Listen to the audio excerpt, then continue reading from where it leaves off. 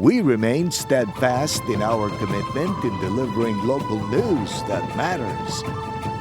Stories that inspire. Enriching the lives of Filipinos in the Philippines and across the globe. This is your GMA Regional TV. Buong puso para sa Pilipino. Ini ang GMA Regional TV Early Edition. Hi there mga kapuso, good morning! Bugtaw na mayang aga, you're watching GMA Regional TV Early Edition. Adlaw kita sang Webes, September 7, 2023. Kadasig lang sang inadlaw Adrian, isa ka semana nagali ang nagligad, halin sang nagsulod ang Burr Month. Hi there, Zenny Grace. Korek ang gidera, mabatsyagan na ang espirito sang Pasko sa palibot ta. Ilabi na ang mga ambahano. Pasko na gidya Adrian, mga kapuso, hibaloon tanang nagapangunang mga balita sa Western Visayas. Ako si Zen Kilantang, live dari sa GMA Iloilo Station. Ako naman yung kapuso, Eden Priatos live ikan diri sa GMA Bacol Station. Subok agad dala sa gyapon namon ng mga dalaga o nga mga balita ang impormasyon nga dapat ninyo mahibaluan bangod local news matters. Tutok na, kaya rin ang pinakaulihing mga balita sa bilog ng Western Visayas.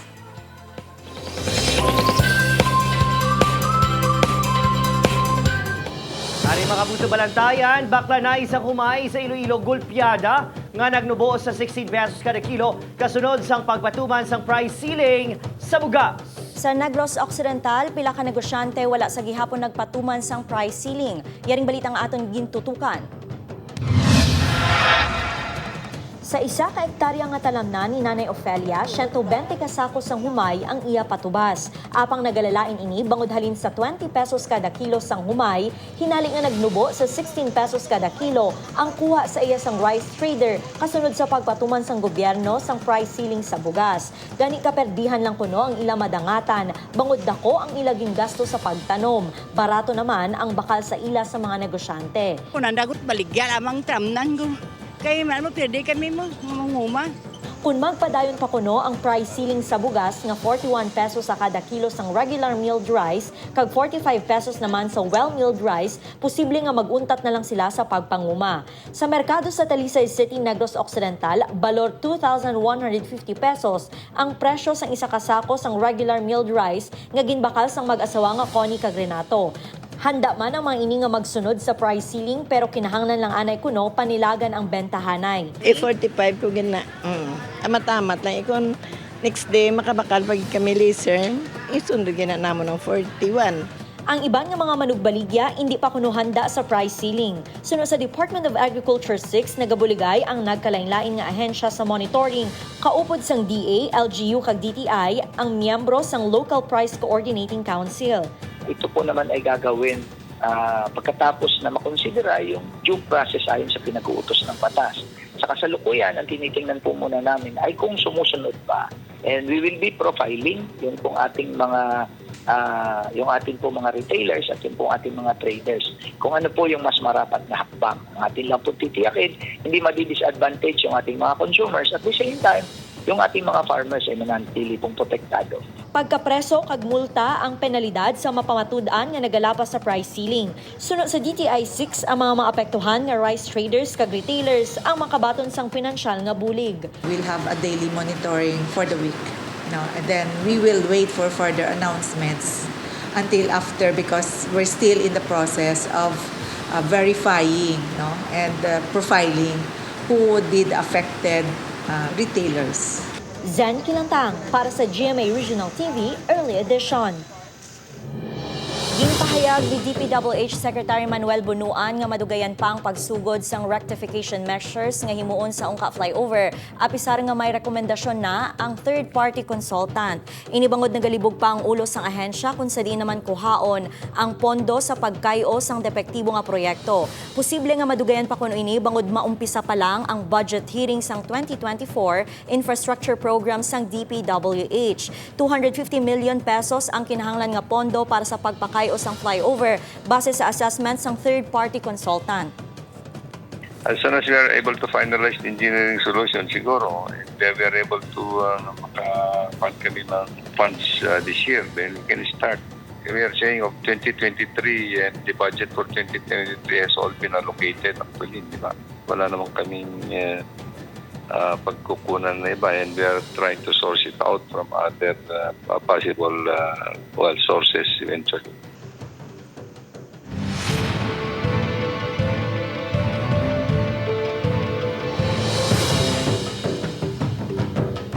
Mga puso, sa dugang nga balita, 55 kabarangay sa probinsya sa Negros Occidental ginrekomenda sa military areas of concern sining eleksyon. Nakatutok Aileen Pedreso. 55 ka mga barangay sa Negros Occidental ang ginatutukan karon sa militar kag ginapaidalom sa assessment base sa sitwasyon sa political rivalry kag presensya sa rebelde nga grupo. Ini ang ginrekomenda nga ipaidalom sa areas of concern sa maabot nga barangay kag SK election sa Oktubre. Meron tayong several parameters eh. Yung isa dyan is meron bang heightened political rivalry? May presence ba ng CPP-NPA? May threat ba? Meron bang mga available na private armed group? Halin sa 101, nanaog sa 55 ka mga barangay ang ginmonitor. Ang pagdeklara kung bala ipaidalom ang lugar sa areas of concern ang magadepende na sa COMELEC suno sa militar. Samtang ginpahayag sa Negros Occidental Provincial Police Office nga kulang sa 49 ka mga police personnel ang probinsya nga i-deploy sa eleksyon.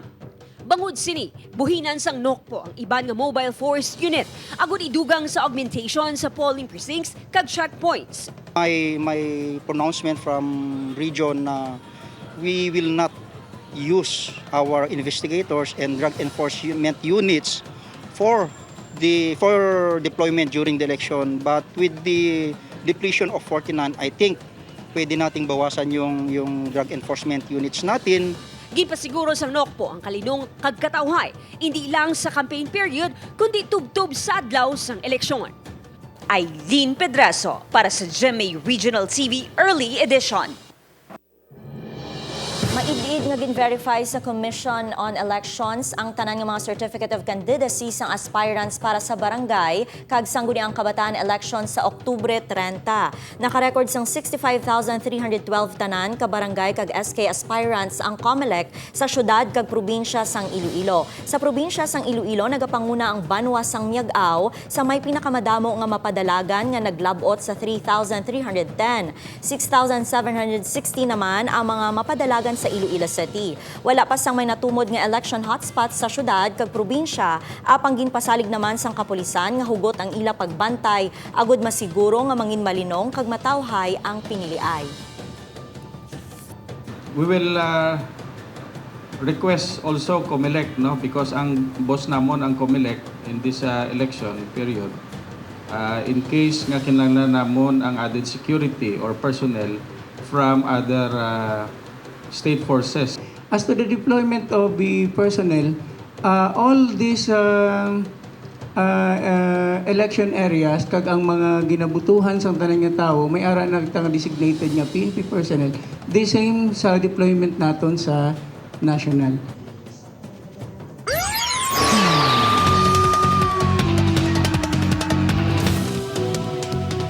Mabusan na recover naman sa barangay Katilingban sa Talisay City sa Negros Occidental ang isa ka 18mm Ilium High Explosive nga vintage bomb. Sunod sa ulisan, isa ka 51 anyos sa lalaki nakakita sang bomba samtang nagapangkot-kot sa lugar. Gilayo naman nga gin-turn over ang bomba sa Provincial Explosive Ordnance Disposal sa Negros Occidental Police Provincial Office. Patay ang isa ka lalaki sang gintiro sang riding in tandem sa barangay Lanot, Rojas City samtang sakay sa iya motorsiklo upod ang angkas nga duha ka babayi. 3 ka igo sa likod kag isa sa ulo ang naagom ni Jobert Nepomuceno, residente sang barangay Timpas, Panitan, Capiz. Sunod sa kapulisan nagpondo ang biktima kag mga kaopdanan sini sa barangay Lanot kung sa diin natabo ang pagpaniro. May lead na ang kapulisan sa identity sang isa sa mga suspect. Magapasaka sang kaso ang kapulisan kag ginakumpirmar pa ang motibo sang pagpangtiro. Ang isa, may cover ang itsurang rider. Pero ang backlight niya, kitaon ang mata.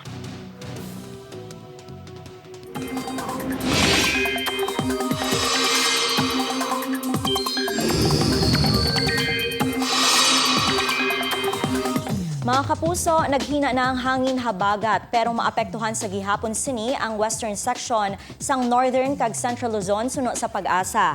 Lauman man ang mga local thunderstorms sa nabilin nga mga bahin sang pungsod. Subo nga aga, posible ang pag-ulan sa pila ka bahin sang Antique base sa rainfall forecast sang Metro Weather. Karon sa hapon, mag-aulan man sa pila pagid ka bahin sang Western Visayas. Posible man ang mabaskog nga pag-ulan sa pila ka lugar sa Negros Occidental nga pwede magtugas ang pagbaha o kun landslide. Gani mangin alerto mga kapuso.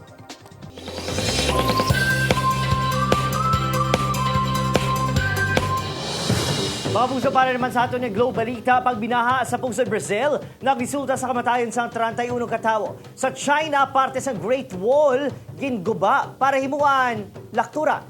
Duha ka mga sospek arestado, nakatutok Julius Bilacoon. Nagsaka na sa 31 ang napatay sa pagbinaha nga tuga sa mabaskog nga ulan sa Rio Grande do Sul kag sa Santa Catarina sa Brazil. Madamo nga suba ang nagawas kag madamo man nga pamalay ang ginsulod sa tubig. Ina nagresulta sa pagkalaguba sang pagkabutang sang madamo nga pumuluyo. Ginpasalig naman sang gobyerno sang Brazil nga himon sini ang tanan para masalbar sa sini nga problema ang mga pumuluyo. Isa ka bahin sang Great Wall of China ang ginguba sang vandals nga naghimo sa shortcut o kun lakturan gamit ang excavator. Sa mga litrato nga ginpagwa sang Yuyo County Public Security Bureau, makita ng dalan nga ginhimo sa nadula nga bahin sang pader. Duha ka mga suspect ang nakadetain na sa karon kag ginapaidalom sa pagpangusisa. Ginako kuno sa mga ini nga ilagin patigayon ng excavation para makasave sa oras kag sa distansya. Julius Bilacaol para sa GMA Regional TV, Early Edition.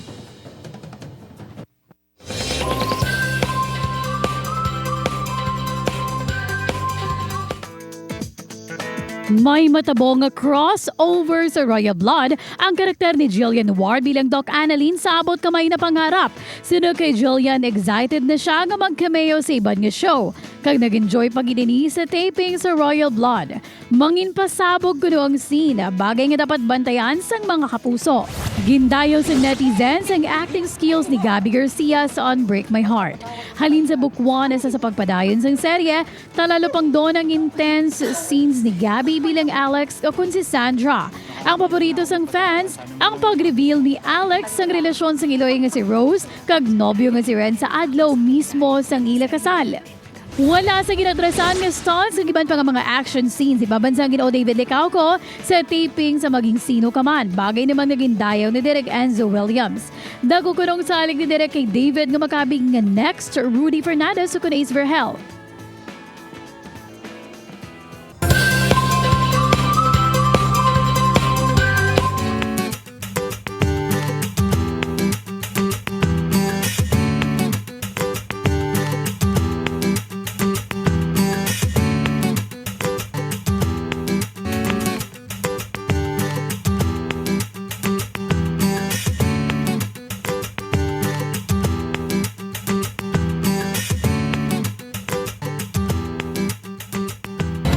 Ini ang GMA Regional TV Early Edition.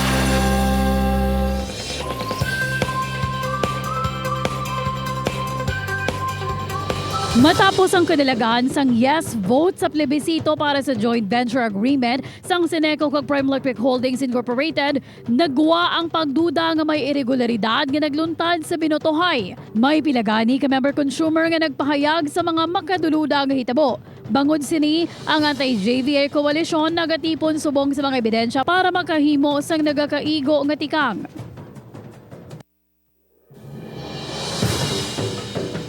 Wala untata. Mga kapuso, isa sa mga nagabantay sa JVA o Joint Venture Agreement sa Seneco ang kaupod ta sa bungaga. Ang ila nagapadayon nga kausa, tutukan ta sa spotlight. Hi there mga kapuso, welcome back here to watching GMA Regional TV Early Edition. Mga puso, apisar naging madinalago ng joint venture agreement sa tungasang Seneco kag PHI o kung Prime Electric Holdings Incorporated. Never say never. Never say die kuno ang anti-JVA coalition nga sa karon. Bao ginapangunahan pa sa Diocese of Bacolod. With us is Father Julius Espinosa, Director of Caritas Bacolod kag SAC o kung Social Action Center. Father, good morning. Welcome to the program. Hello Adrian, kag sa aton nga mga viewers. First question, Father, you just launched a long battle kontra joint venture agreement. Talaklaron ining inisyatibo. Preparado ba lang simbahan? Talaklado yun man yun. Hindi yan. Pero wala pa makita ginahapo, no? Kaya umpisa pa lang kita sa pagtaklad. But then, we lead this battle along tungod kay ang mga nagkalain-lain ng mga sektor. In fact, ang different churches and different faith nag-upod man sa aton agud nga pamatukan naton ining bago lang na tapos nga plebiscite sa tuga sa issues sang Sinico GVA. Father, before you were just a part of the anti-JVA coalition, yung ginabugusan sa mga nagkailain na grupo, social-civic organizations, pati gani progressive organizations. However, this time around, frontliner na ang atong simbahan. Better late than never, probably. Ano man? Correct Jen, no? Tungod kay sa mga nagliliga daw kita gitpermi ang frontliners bala sang mga lihok bala protesta during this little observations of what really happened, what's going on with this Sinico GVA, natandog ang ato naman iya nga misyon no nga ilang taon ang iya sining legitimacy kag ang iya nga moral issue tungod kay daw katalamak na gid bala sang ilang proseso kag pamaagi sa paglabot kag sa angkon sining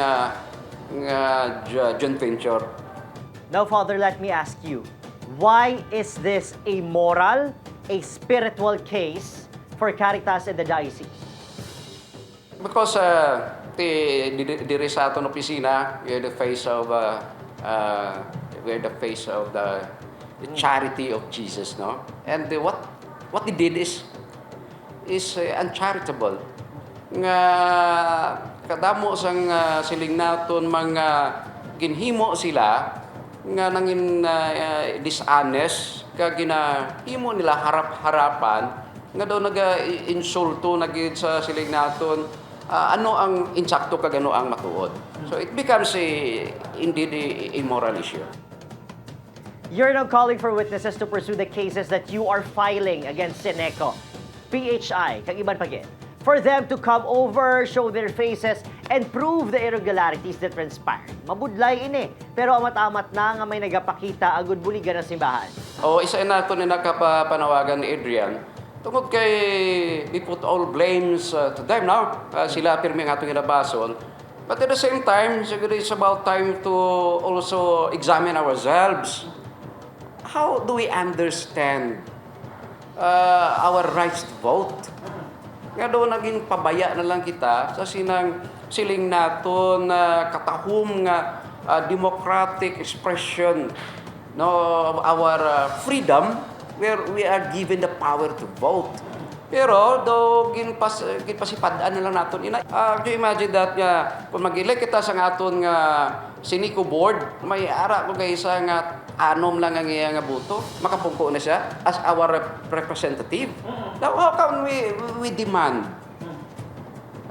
Paano kita makademanda nga ang aton nga diretso ilang nga representar kag ilang nga proteksyonan tungod kay we don't care. We don't care. So sa siniman, ginapanawagan nato nga kung sino ang biktima sa sining-siling naton irregularity sa piyak sining plebiscite, hindi ka mo maghagad kumod-kumod lang. Gwa kamo kag ipautwas no ang inyo diretso sa pagdemanda no nga gindayaan ikaw sang imo buto nga ginbutuhan sa iban. And lastly, and probably more importantly, you are a man of God, Father Julius. You represent the church. Anong imo pakamuyo sa imo makasumpok sa PHI, Sineco, more power? More than just Jesus urged us to pray even for our enemies, but they are not my enemies, they are my friends. So much more nga I'm praying for them. They have to be true to sa ilang mga ginahambal kag ginapangako sa tao kag kwaon ang isa ka butang sa silinaton lehitimo honest kag maayo nga pamaagi. Thank you so much for sitting with us this morning. There you have it mga puso. Tagpamuno kung direktor sang Caritas Bacolod kag Social Action Center sang Diocese of Bacolod, Father Julius Espinosa. God bless you. Salamat kin, Father. Iwate riyan, madamo gid nga salamat bayaga.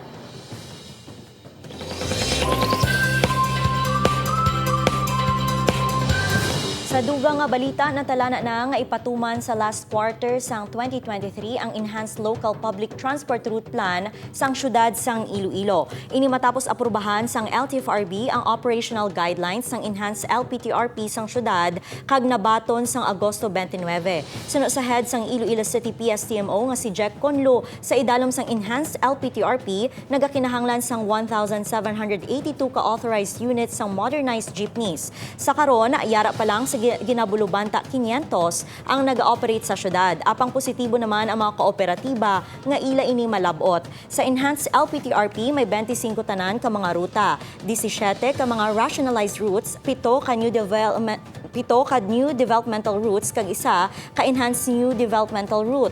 Ang mga traditional jeep naman nga miyembro sa mga kooperatiba ang makapadayon pa sa ila biyahe sa syudad, apang ang mga individual traditional jeeps santo sa provisional authority nga gin-issue sang LTFRB ang tubtub na lang sa Disyembre. Ang first town jeeps naman kaangay sang Oton, Leganes, Pavia kag San Miguel ang pahanugutan sa gihapon nga makasulod sa syudad mintras wala pa maaprubahan ang LPTRP sang probinsya. So matabo diri sa aton implementation since ginrenew namon ining ilang mga provisional authority, ang ilang mga prangkisa sa mga individual traditional PUJs hasta sa December 31 magabiyahe ini sila.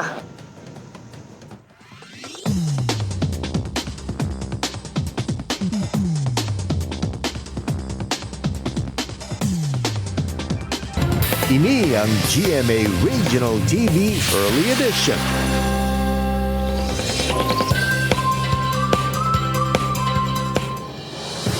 O, tani dasig-dasigon man, 32 ka mga magpamilya nga may totally damaged nga balay nga tugas ang pagbinaha sa Bacolod City sang damlaglang ang makabaton sa financial assistance nga 15,000 pesos. Ang mga natubod naman nga partially damaged, 10,000 pesos ang ginapaabot nga mabaton. Mga puso, bisan pa 91,500 lang ka individual apektado sa syudad base sa datos sang DSSD o Department of Social Services and Development sa LGU. Nagdesisyon ang LGU nga hatagan sang bulig nga tag 2 kilo nga bugas ang kabugusan nga 344,000 ka mga individual. O kung makulod nun, bangod yun pa idalom ng syudad sa state of calamity. Napresyar man kuno sang mga nabahaan ang tabang apang. Sa Real Talk lang, kulang bisan sa isa kadlaw lang ang 2 kilo nga bugas, ilabi sa dako nga pamilya. Umpisahan ang tagtagani sa bugas sa September 9. Gani ang panugyan sa COMELEC, subong pa lang nagapaandam na nga likawan sa mga kandidato nga gamiton ang ayuda agod makapangampanya. We propose to extend assistance to everyone, to every single registered resident in Bacolod City. I feel that the calamity or the impact sa flooding was not just isolated sa mga nagkanto sa mga evacuation centers. Kalam kita, I think all of us.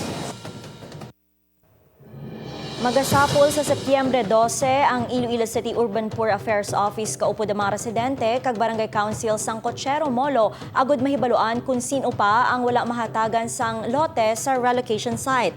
Ini ang solusyon nga ginadihon para sa mga pumuluyo nga ginabudlayan subong magwa sulod sa ila ilistaran matapos ginpakudalan ang ila alagyan nga sakop sang isa ka private property. Apang kun ang mga residente lang kuno ang pamangkuton, dalan kag indi relocation ang ila kinahanglan. Suno sa mga residente, plano nila nga istoryahon ang iban pang mga pamalay sa lugar kung sarang sila nga mahatagan sang right of way.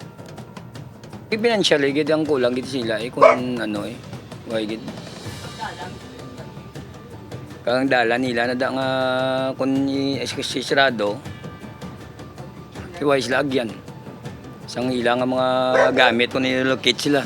Right of way ang among ginapangayo. Hindi relocation. Kaya wala man kami ginapahalin mo.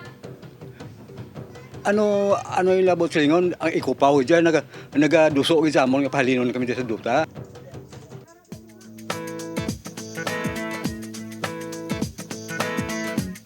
Ari mga puso, bilib US-based celebrity makeup artist nagbisita sa Bacolod, Agon, ipakigbahe ng mga inagyan antes nangin madinalagon sa kabuhi. Pinoy nga ginakabig man LGBTQ+ icon, nagsulat pa ganis ang libro agud mangin inspirasyon sa mga luyag mangin global Filipinos. Siyang aton kilalahon sa Sininga Report.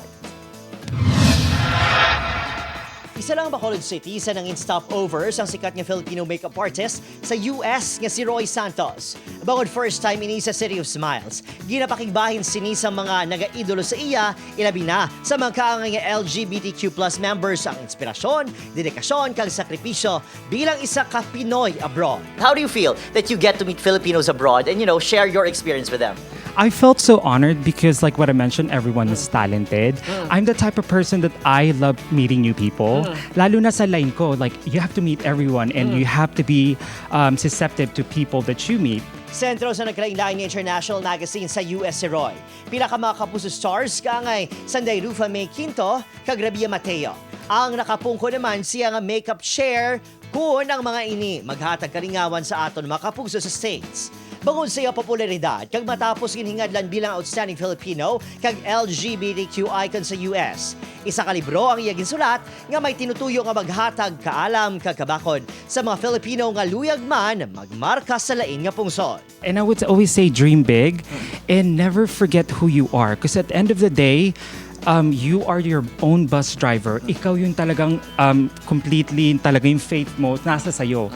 Ginbunag ini sa Pasig kag sa karon. Ginalibot ang pungsod agud pangunahan ang inisyatibo sa self-discovery, self-care, kag empowerment through makeup. 10 years ago when I started doing makeup, I started to ask people with their experience. And then I manifest it and I morph it into mine on how I do makeup. Roy is all these and probably more. Pero one thing remains certain. Wala sini nagakalimtan ang iya mga inagyan kag makabudlayan sang nagapanugod pa lang. Mga eksperyensya nga naghihimo sa iya, global Pinoy nga dapat saluduhan. I would say sa mga kapuso dyan, never forget who you are because no one is you and that is your superpower. Adrian Priatos para sa GMA Regional TV Early Edition. Isa ka Ilongga ang nakasulod sa top 10 sa August 2023 Sanitary Engineers Licensure Examination. Nakuha ni Kelly Luis Peso ng 8th place sa nasambit nga pasinawan. Naggradual si Kelly bilang cum laude sa kurso nga Civil Engineering kag cum laude naman sa kurso nga Environmental and Sanitary Engineering sa Mapua University apang tumandok ini sang Haro, Iloilo City. Nakakuha ini sang 81.8% nga passing rate. Samtang nagpanguna naman sa nasambit nga pasinawan ang graduate man sa Mapua University nga si Neil Spencer Almario.